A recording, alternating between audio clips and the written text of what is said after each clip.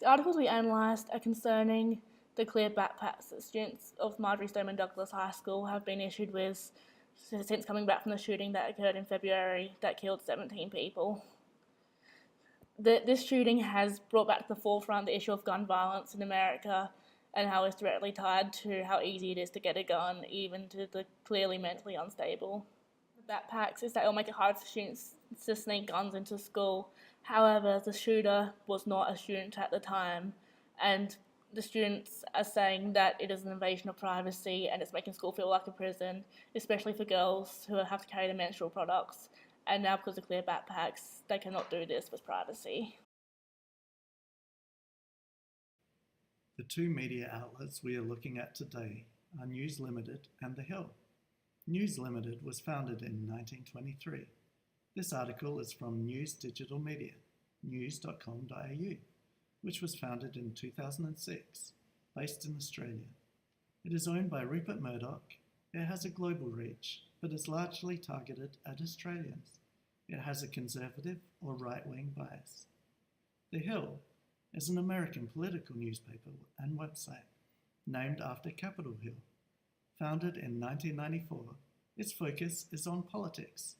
Based in Washington, D.C., USA, owned by Jimmy Finkelstein, son of the founder, its target audience is politically savvy Americans. The owner is a Democrat supporter, and it has a slight liberal or left-wing bias.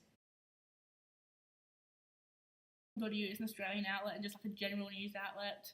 It talks more about like the background information leading up to the backpacks, like the shooting. I guess because it assumes that Australians, because it didn't happen near us, we wouldn't know as much about it as like Americans because it doesn't affect us that much. And also the Hill is like a really like political type of platform, so I guess it just assumes that anyone reading the platform that political would already know about the shooting, so I just kind of like get straight to the point, and it talks about it more from a political standpoint. Whereas news.com.au, while there are political elements, it's really more about like human interest and what people are interested in, whereas The Hill has like a more like political target audience. Both articles are about students' reactions to the clear backpacks they are forced to use for school. The school is Marjory Stoneman Douglas High School located in Florida. This is a reaction to the recent shooting there, and the backpacks are provided to the students free of charge. Lead of the news.com.au article, it talks about students returning to school after the shooting and then goes into the backpacks, whereas in the Hill article it goes straight into talking about the backpacks, while also quoting a student who survived the shooting and specifically naming her, and like the quote is concerning her views on the backpacks. So that again shows that like the news.com.au is more like has more like background to it, whereas like The Hill is very much so get to the point and like don't like give all this recap, just get to the point. These stories are both online, so they can make use of links to Twitter, video, and other articles. The news.com.au story has a video link, but it is to a related story, basically the student's perspective of the actual shooting, not a reaction to the backpacks. Main news values in news.com.au is impact, because it emphasises that it killed 17 people, the shooting, and also it relies a lot on the social media posts of the students, so you can see how the clear backpacks specifically have affected them and how they feel about it, so that's like a strong element of impact. And then there's proximity, although it's not geographical proximity, there's social proximity and cultural proximity, because obviously parents reading this article will be able to relate with like wanting their children to feel safe at school, and the kids will be able to relate with not wanting their privacy invaded and wanting to feel safe at school. And then there's conflict, which is quite obvious. It's the conflict between the students and the parents and the faculty against, more so the students against the NRA and the lawmakers. And then there's the human interest, which is basically all the background information that this article has that The Hill doesn't have, just the background information about the shooter and the shooting. The Hill also has a news value of impact, as it relies heavily on a quote from a student who survived the shooting saying the school feels like a prison, and it relies on like her like Twitter posts, so that's like impact, showing how it's impacted her and the backpacks have impacted her. And there's also proximity, like there's also the social and cultural proximity that we mentioned with news.com.au, obviously, because the whole parents not wanting their kids to feel unsafe and kids not wanting to feel unsafe. But there's also the geographical proximity that's not present in news.com.au because it's an American outlet. So like the Americans gonna be like, "Oh, this basically happened in our backyard. It's happened in our country," and because it's like bringing up gun violence, any decisions made will directly impact Americans in a way that won't impact like people from other countries. And again, there's conflict with like the students of the Marjorie Stoneman Douglas High School and the lawmakers.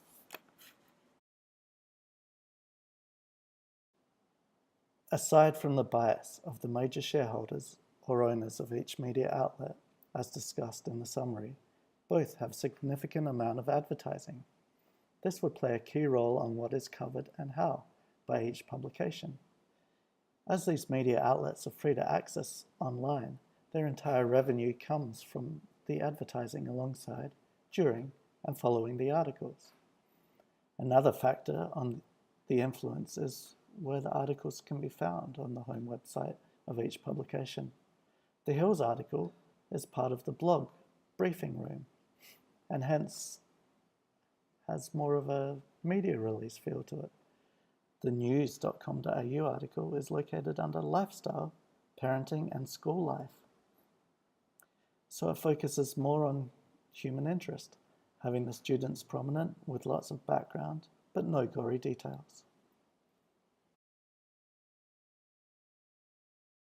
Both articles have long opening sentences, well over 25 words. News.com.au's article has a more conversational tone. It also goes into greater detail and uses lots of repetition in the form of quotes and also embedded tweets. It quotes quite a lot of other media outlets, giving it a more gossipy feel. He said this, she said that. You know. The Hills report is written in a succinct form, but also uses repetition. In this instance, a student's tweet aimed at the NRA. The Hills report is written without referring or quoting other media outlets, giving it a more authoritative feel. Both articles are effective in different ways. The news.com.au article is more like effective in terms of it has more information, so someone wanting to get informed would find that more effective. However, someone just looking to read a nice concise news article on the bus, or on their phone, will think the Hill's more effective because it's a lot more concise, a lot more get to the point. And while there's a news.com.au article, it gets more of a chore to read. The Hill uses the student's anti-NRA tweet as its headline, while news.com.au uses a much longer title, which also has quite a long subheading. The Hill is portrayed as a more concise, almost update style of report, assuming its audience is knowledgeable about the preceding events. It just lets you know the latest development. News.com.au, on the other hand, doesn't make many assumptions about its readers and provides a lot of the backstory. It also goes into much more detail, with names of students, the police officer who fell asleep in the car, parents of the students, the politician that accepted payments from the NRA, and even the name of the shooter. Something that is noteworthy in both the articles is that there are potential ethical issues raised because, other than interviews, both the articles have relied on social media posts, and this could bring into question, did they have permission to use these posts? But also there's the fact that a lot of the students are verified activists and they will have their Twitter page publicly available. So people could argue that there was no ethical issue because they were just using public property basically. But because none of these articles use them in a defamatory way. However, there could be articles that would use them in a defamatory way, so that would raise the ethical issues.